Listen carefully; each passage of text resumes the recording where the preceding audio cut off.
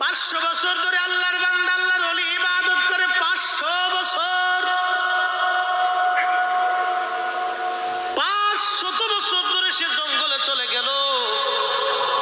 500 বছর ধরে খোদার ইবাদতে কাটাইতে লাগলো, জিকিরে ফিকিরে ইবাদতে নির্জনে কাটাইতে কাটাইতে কাটাইতে ইবাদত করতে করতে করতে করতে 500 বছরের শেষ প্রান্তে আসার পরে সেজদায় পড়ে আল্লাহ আর একটা দরখাস্ত বলে, কি বলো? রব্বে কারীম, তুমি তো আমার জান কবজ করে নিয়ে যাবা। বলে হ্যাঁ। ও আল্লাহ, আমি সেজদার মধ্যে থাকা অবস্থায় আমার জান কবজ করবা। আল্লাহ বলেন ঠিক আছে, কি জন্য রে সেজদার মধ্যে জান কবজ করব?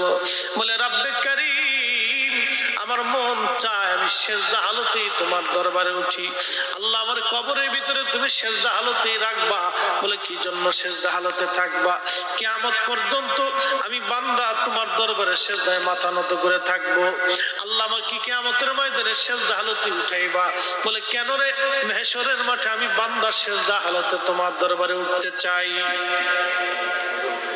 আচ্ছা বলেন তো, এই লোকটার কলিজার ভিতরে আল্লাহর প্রতি কতটা কৃতজ্ঞতা ছিল? 500 বছর ধরে সে আল্লাহর ইবাদত করছে একনিষ্ঠ ভাবে।